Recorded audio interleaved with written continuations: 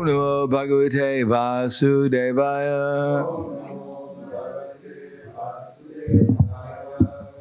Srimad Bhagavatam, Canto 7, Chapter 4, Hiranyakashipu terrorizes the universe, text number 8. Devodhyana Shriya Jushtam Adyaste Smatri Pishtapam Mahendra Bhavanam Shakshan Nirmitam Vishvakarmana Trailokya Lakshmya Yatanam Adjuvasaki Alaradimat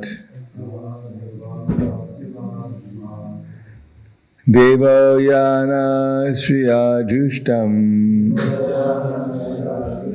Adyaste Sma Tri Pishtapam Mahendra Bhuvanam Shakshan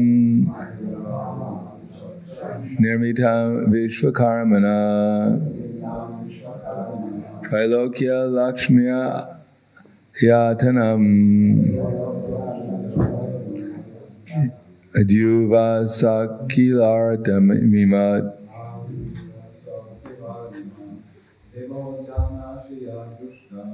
Devoyana Shriya Jushtam Adyaste Sma Tripishtapam Mahendra Bhuvana Sakshan Nirmitam Vishvakarmana Trailokya Lakshma Yayatam Adjuvasakilardamat. Jenske, you're blocking her vision. You're standing between her, Alexandra.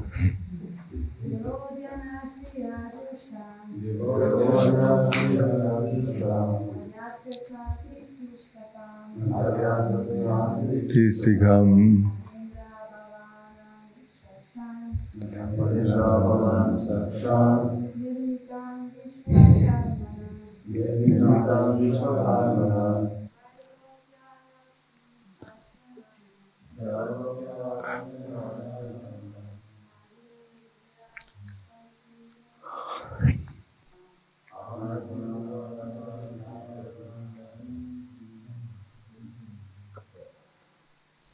Okay.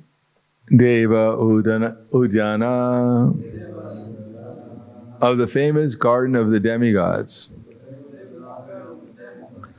Striya by the opulences. Dushtam enriched.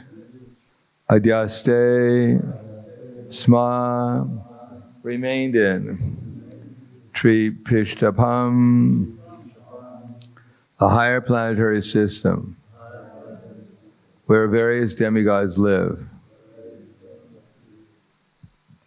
Mahendra Bhavanam, the palace of Indra, the king of heaven.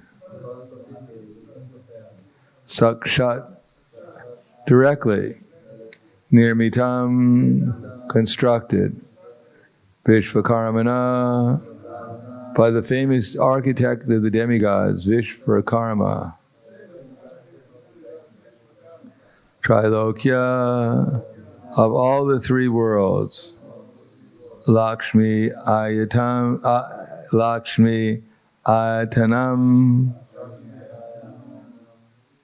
the residence of the goddess of fortune. Adjuvasa, lived in. Akila Ridimat, possessing the opulence of the entire universe. Translation and purport by His Divine Grace A.C. Bhaktivedanta Swami Srila Prabhupada. Hiranyakashipu, who possessed all opulence, began residing in heaven with his famous Nandana garden. which is enjoyed by the demigods.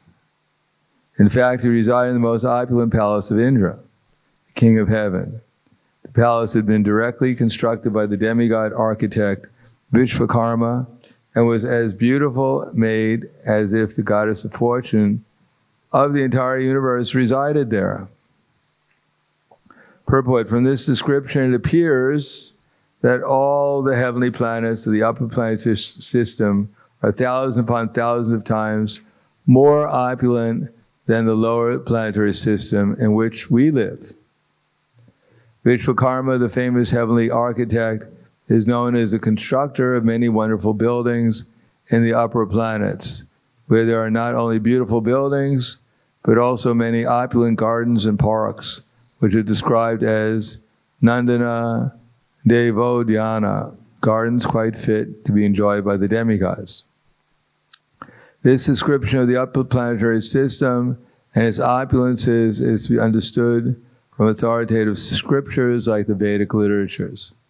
Telescopes and other imperfect instruments of scientists are inadequate for evaluating the upper planetary system. Although such instruments are needed because the vision of the so-called scientists is imperfect, the instruments themselves are also imperfect. Therefore, the upper planets cannot be appraised by the imperfect men using imperfect man-made instruments. Direct information received from the Vedic literature, however, is imperfect. We therefore cannot accept the statement that there are no opulent residences on the planets other than this earth. Vishnu Vidaya Krishna Prasthaya Bhutaya. Read this again. Hiranyakashipu possessed all opulence, began residing in heaven with his famous Nandana garden, which is enjoyed by the demigods. In fact, he resided in the most opulent palace of Indra, the king of heaven. The palace had been directly constructed by the demigod architect Vishvakarma and was as beautifully made as if the goddess of fortune of the entire universe resided there. Namo Vishnu Padaya Krishna Prasthaya Bhutaya Srimate Bhaktivedanta Swami Namane Namaste Saraswatam Deve Gauravani Vacharane Nirvishesha Nivadi Paskadyade Satarane. Here we find out where Hiranyakashipu is actually living, and that was in the palace of Indra and the heavenly planets. I think they have some place called Ahovalam, and then sometimes they claim that this is where Hiranyakashipu was killed by Lord Nrsingadev. But I think it's more or less like a pushpa samadhi without the flowers. But the actual place is in the heavenly planets. And here Prabhupada is explaining that the heavenly planets are thousands of times more opulent than on our planet. Now, the scientists don't have any information of that. Matter of fact, they'll say that this is all mythology, as I said before, as if their philosophy is not mythology. We say that in the beginning there was God and He created everything. They say that's mythological. And they say the reality is in the beginning there was nothing. And everything came out of nothing. And that's supposed to be scientific. Well, they don't say there was nothing. They say there was practically nothing. Just enough to make a little bit of gas. And then, as I said before, just about probably as much gas as any devotee can produce after the feast. And that's supposed to be the source of everything. And somehow or another, this little bit of gas, someone lit a match and it exploded. They're still trying to figure out who lit the match. And somehow or another, the explosion caused a reaction, and that gas, somehow or another, flew in all different directions, as rocks, believe it or not. And then after many, many years, millions of years, it landed, and here we are now. And that's called science. So, if it was science, let them take a little bit of gas, light it, and watch it fly in all different directions, and wait around for a few million years and see if it lands or not and forms these planets. If not, it's just a dream that they have, or a nightmare, depending how you look at it. Their actual dream is to get money, somehow or another, by creating. They're science fiction writers, but they're nicely paid. That's all. They're the same as any other science fiction writer. The difference is that they're paid better. Because science, as I said, means there has to be theory. The theory is that life came out of nothing. Then you have to have some experiment. So let's see from nothing. Let's find nothing. Let's find out where there's nothing. And then from that nothing, see if there's any gas in the nothing. Now, if there's gas in the nothing, how could it be nothing? And even if there's a gas in the nothing, you can put a little gas and then wait around, see if anything happens. And if nothing happens, your theory, your experiment is a failure. Because nothing happened. Therefore, there's no... And you say, well, it's just going to take more time. Sure, we'll give you all the time you want. But we won't give you any money, that's all. We'll let you wait in front of the so-called vacuum with a little gas and let you stare at it until you die. And if it doesn't work, then let your children come and stare at it also, till they die. But don't claim that you know anything, that where the universe came from, because you can't even, your theory, you can't prove by any experiment. Because they take a little bit of, they say everything came out of the atom. That in the atom there's protons and neutrons and whatever else they claim is in the atom. But they've never seen a proton, they've never seen a neutron, they've never seen an electron, what to speak of a quark or anything else, which is supposed to be subatomic particles. All they can do is spend millions and billions of dollars building a cyclotron and throw particles at another particle, and some blimp on the screen comes out and they say, there it is. There's what? There's a blimp on the screen. They can't say what it is because they can't see what it is. They can only claim it's something. Just like if you take a dog and you beat the dog, and out come woofs. But you can't claim the dog is made out of woofs. Similarly, you may hit one particle against another, but you can't claim that whatever comes out, what you think comes out, is actually what the particle is made out of. Could just be woofs, for all we know. The point is, again, Prabhupada's trying to convince us that there's no need to accept the idea of the so-called scientists that there's no life on any planet, because they have no idea. We can't prove that there is necessarily, and they can't prove that there isn't. So for our development of Krishna consciousness, it makes absolutely no difference whether there's life on other planets. The question is, what kind of life is there on this planet? That's the real question.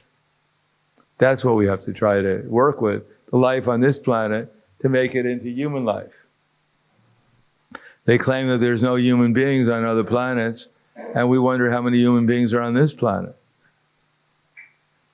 So that's what we have to work on, is making human beings on this planet. Whether they're on other planets or not is beyond our influence. But because they claim so many things that there can't be any life on any planet, but they have, and people accept it, but it makes no difference. So what if there's no life on other planets? The only difference is that people will think that the Vedic literature is mythology and the scientific version is reality. Because the scientists can build a computer, they can build an airplane, or a rocket ship, or whatever they can build, and therefore people think that they actually have insight into, because they can do one thing, a small thing, they think they have insights in the big thing. Just because you can walk on a tightrope doesn't mean you can fly in the air. because you can create one little invention called an airplane, but there's no big credit, because even without an airplane, birds are flying in the air. They're not waiting for your invention to fly. So many living entities are flying. Mosquitoes are flying. Let the scientists make a mosquito. Mosquito has perfect airplane, it flies around, and it doesn't even need to refuel. I mean, it doesn't need a refueling statement. It simply lands on some living entity, and there it refuels. There's so many living entities to refuel on. So we never heard of an energy crisis for mosquitoes. They don't have to dig into the earth. They just have to dig into you to get their fuel and their food. So let the scientists make a machine, a flying machine the size of a mosquito. Of course, they're trying to do that, but they have to provide it with energy. It can't go from living entity to living entity and refuel.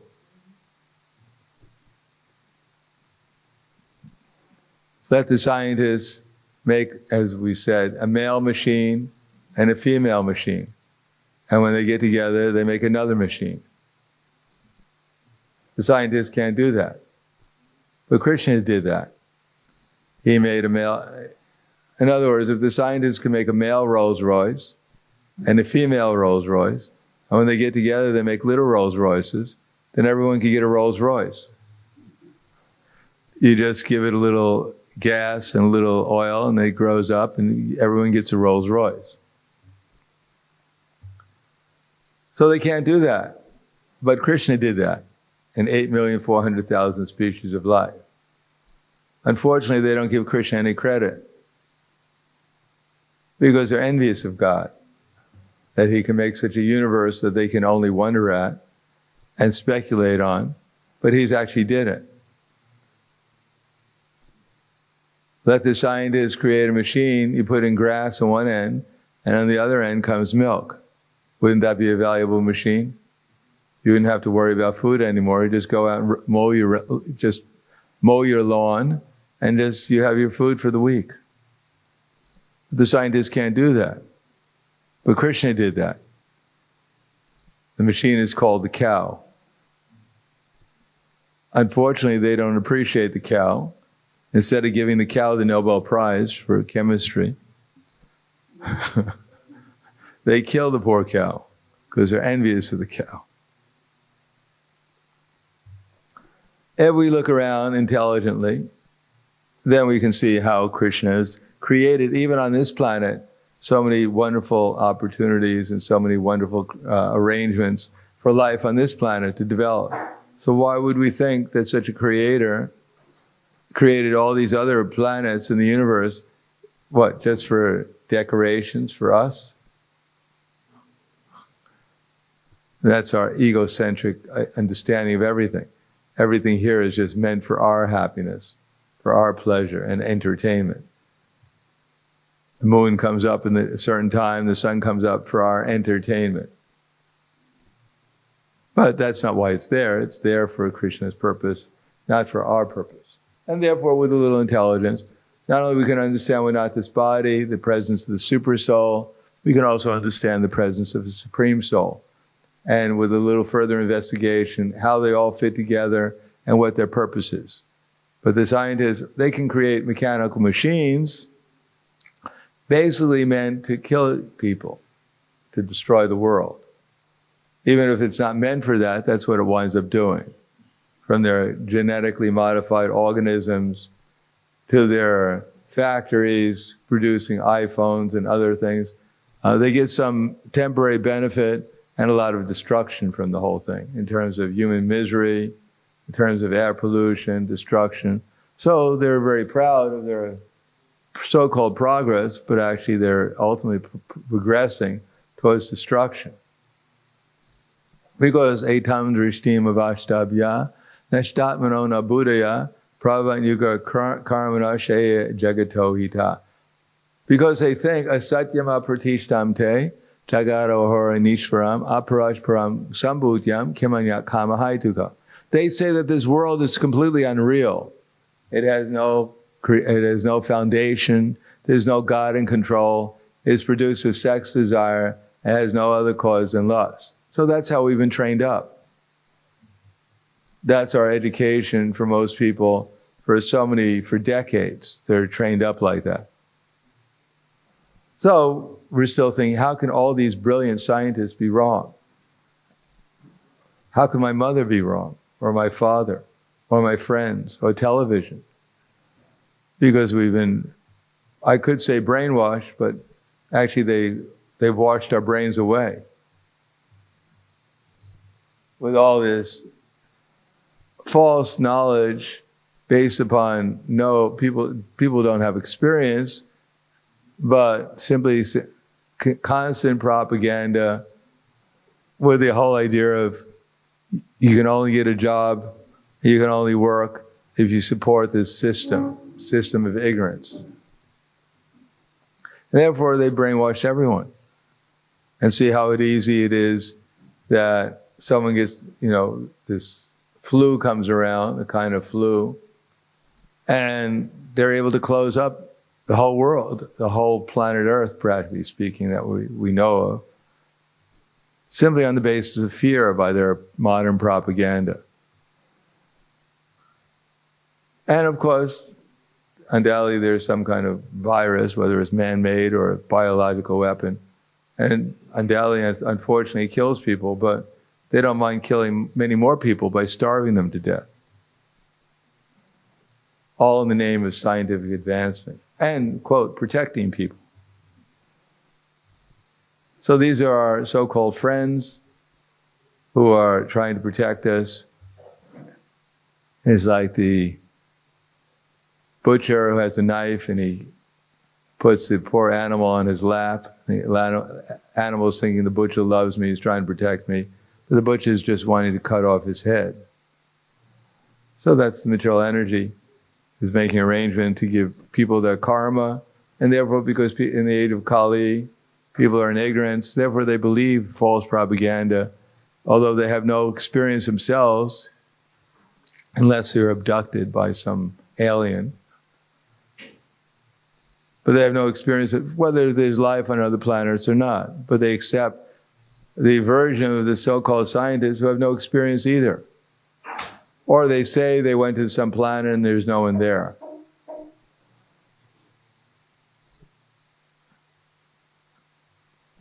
Or they sent probes to other planets and they couldn't see anything. So, these things are also quite doubtful, where they went and how they went and why they went. But ultimately it doesn't really make any difference because, as I said, whether there's life on other planets or not, the question is whether we can bring life to this planet or not. Rather than spending all our time arguing with people who want to accept the version of the scientists that they did go to the moon or they didn't go to the moon, or we have pictures of planet Mars, because on one picture of planet Mars, they had the Midas muffler rock on Mars.